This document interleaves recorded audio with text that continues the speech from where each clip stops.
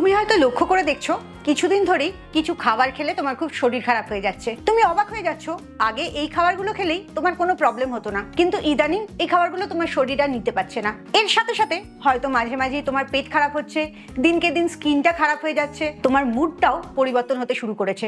তুমি অল্পতেই রেগে যাচ্ছ, কনসেন্ট্রেট করতে পারছো না, তুমি বুঝতেই পারছো না কেন এইগুলো সব তোমার সাথে হচ্ছে। হতেই পারে তোমার গাটটা খারাপ হতে শুরু করেছে, কারণ গাটটা শুধুমাত্র তোমার হজমের কাজে লাগে না। এই গাট তোমার জীবনের অনেক কিছুকে নিয়ন্ত্রণ করে।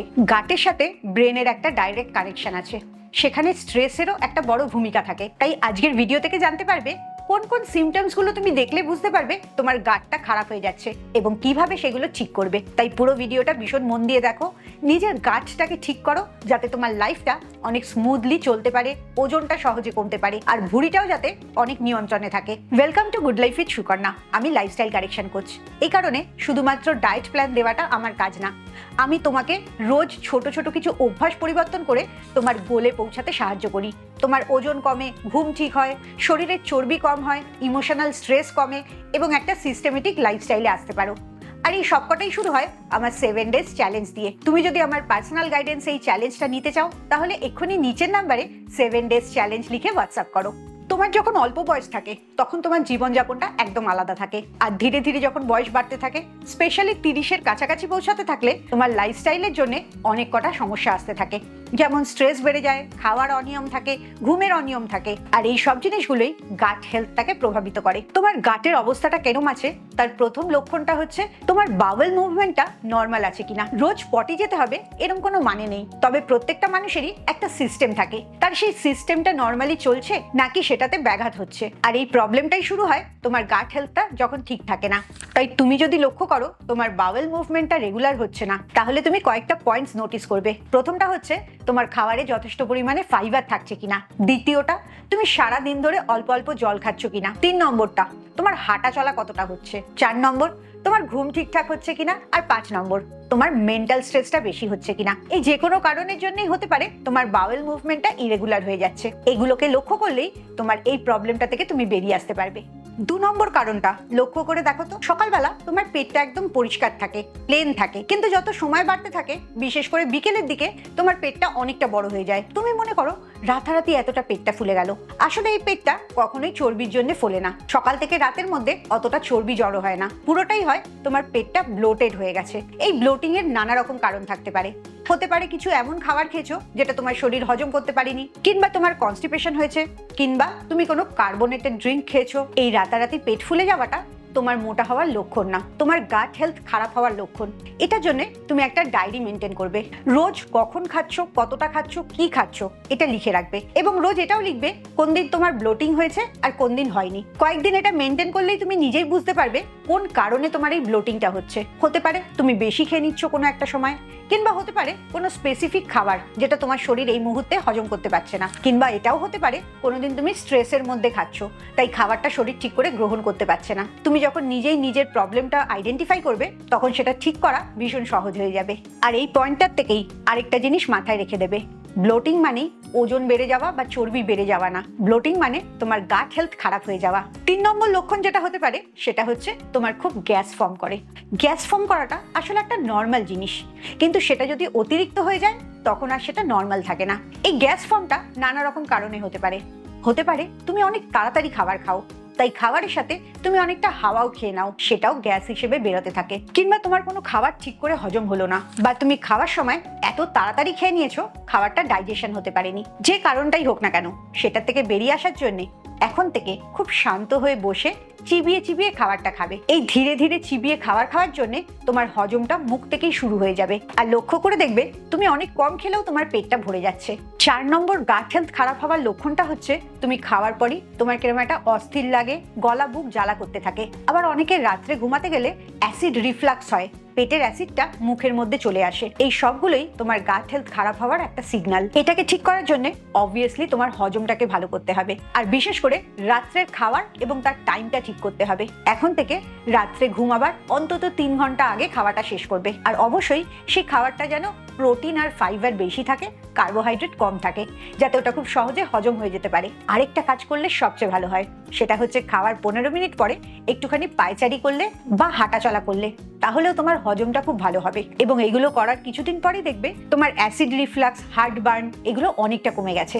5 নম্বর গাট হেলথ খারাপের সিমটমটা হচ্ছে খাওয়ার পরেই একটা অস্বস্তি লাগছে, প্রচন্ড হাই করছে। তুমি ভাবছো আজকে একটু বেশি খেয়ে নিয়েছি, আসলে হতেই পারে তুমি বেশি খাওনি, কিন্তু যে খাবারটা খেয়েছো সেটা তোমার শরীর ঠিক করে গ্রহণ করতে পারেনি। এর একটা বড় কারণ হচ্ছে কোন সময় খেয়েছো, তখন কি সত্যি তোমার খিদে পেয়েছিল, আর এর সাথে কতটা খেয়েছো, কি খেয়েছো, এটাও খুব গুরুত্বপূর্ণ। অনেক সময় খাবার হয়তো পরিমাণে কম খেলে কিন্তু সেই খাবারটার ক্যালোরি অনেক বেশি থাকলো, অনেক কষ্ট করে সেটাকে শরীর হজম করছে। আবার এরকমও হতে পারে কোনো একটা খাবার যেটার ক্যালোরি খুব কম, সহজে হজম হয়ে যায়, সেটা তুমি অনেক বেশি খেয়ে নিলে, তার জন্য আলটিমেটলি ক্যালোরিটা বেশি হয়ে গেল।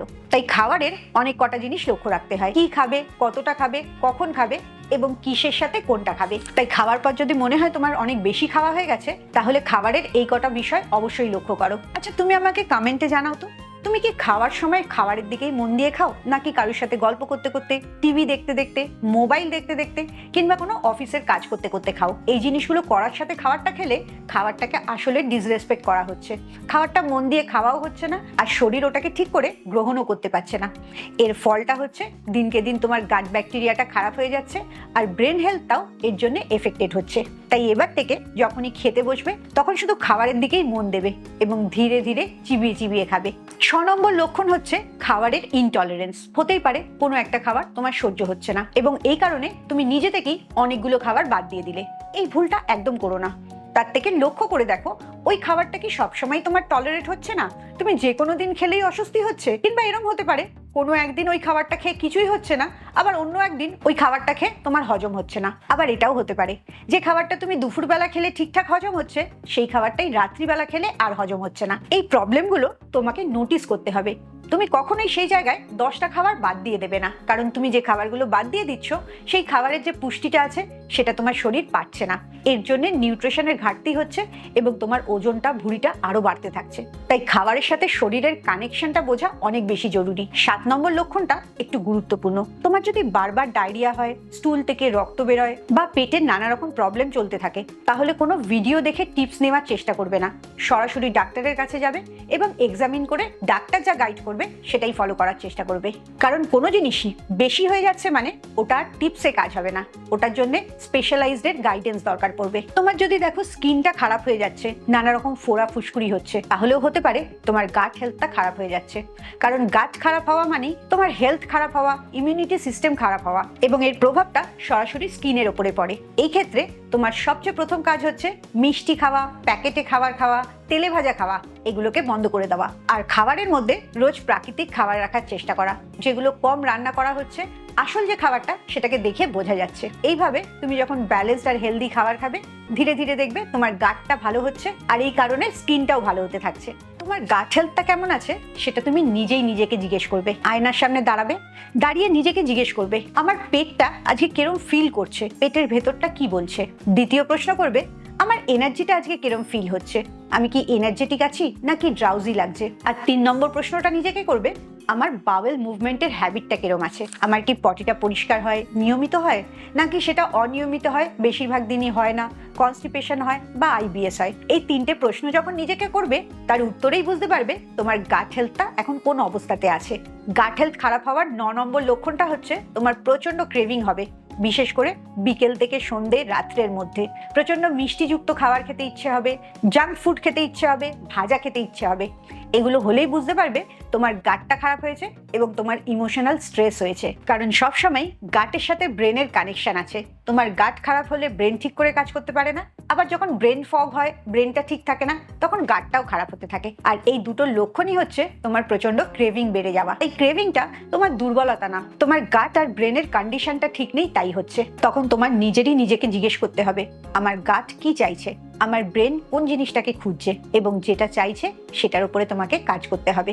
10 নম্বর লক্ষণটা যদিও গাট খারাপ হওয়ার, কিন্তু এটা গাটে হয় না, এটা ব্রেনে হয়। তোমার মুড সুইং হয়, স্ট্রেস হয়। যখন এটা প্রচন্ড বেশি হয় অটোমেটিক্যালি তখন তোমার গাটের মধ্যে খারাপ ব্যাকটেরিয়াগুলো খুব বেড়ে যায়, তোমার ইমিউনিটি দুর্বল হয় এবং দেখবে তখন তোমার নানা রকম ঠান্ডা লাগা, পেট খারাপ হওয়া, কনস্টিপেশন হওয়া, এই ঘটনাগুলো ঘটতে থাকে। তাই গাটটাকে ঠিক রাখতে, শরীরটাকে ঠিক রাখতে মনটাকে ঠিক রাখা ভীষণ জরুরি। তাই এখন থেকে মনে করো না শুধুমাত্র স্যালাড আর প্রোবায়োটিক খাচ্ছ মানেই তোমার গাটটা ঠিক থাকবে। তোমার গাটকে ঠিক রাখার জন্য তোমার মনের টেক কেয়ারটাও খুব দরকার। 11 নম্বর লক্ষণ হচ্ছে ঘুম ঠিক না হওয়া। কারণ তোমার ঘুম ঠিক না হলে পরের দিন তুমি অনেক বেশি খাবার খাবে, বিশেষ করে সুগারি খাবার খাবে। তোমার হরমোনটা ইমব্যালেন্স হবে এবং এই সব জিনিসগুলোর প্রভাব পড়বে তোমার গাটের উপরে। ঘুম খারাপ হওয়া মানে গাট খারাপ হওয়া। তাই ঘুমটাকে কোনো মতেই নেগলেক্ট করা যাবে না। রোজ রাত্রে টানা 7 থেকে 8 ঘন্টা ঘুমের একটা পারফেক্ট রুটিন সেট করবে। এর জন্য হতে পারে তোমার রাত্রিবেলা কিছু কাজ এগিয়ে রাখতে হবে কিংবা সকালবেলা কিছু কাজ পিছিয়ে দিতে হবে। তোমার কাছে কোনটা বেশি জরুরি? তুমি, তোমার স্বাস্থ্যটা, নাকি তোমার লেট নাইট টিভি দেখা, মোবাইল দেখা? এটা ডিসিশনটা তোমাকেই নিতে হবে।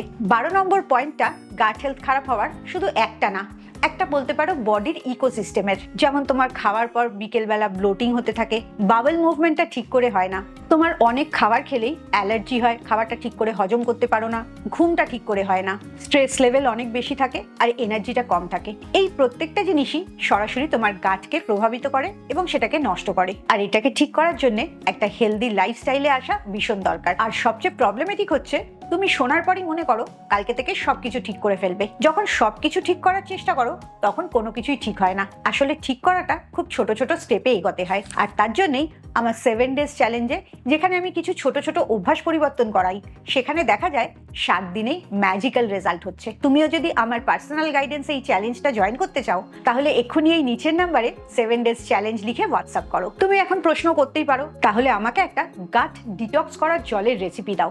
আসলে গাট ডিটক্সটা নিজে নিজেই হয়। বডি নিজেকে ডিটক্স করে, আমাদের কাজ হচ্ছে তাকে সাপোর্ট করা। আর লাইফস্টাইল কারেকশনটাই সেই গাটকে ঠিক করার সাপোর্ট সিস্টেম। তুমি প্রাকৃতিক খাবার বেশি খাও, খাবারে ফাইবার বেশি করে রাখো, সারাদিন ধরে অল্প অল্প করে জল খাও, মুডটা ভালো রাখো, রাতের ঘুমের টাইমটা মেনটেন করো, সারাদিন ধরে হাঁটা চলার মধ্যে থাকো, স্ট্রেসটাকে দূরে রাখো, দেখবে অটোমেটিক্যালি গাট নিজেই নিজেকে ঠিক করে নিয়েছে। খুব ভালো থাকো, মানসিক আর শারীরিকভাবে একদম সুস্থ থাকো। আবার পরের ভিডিওতে তোমাদের সাথে দেখা হচ্ছে।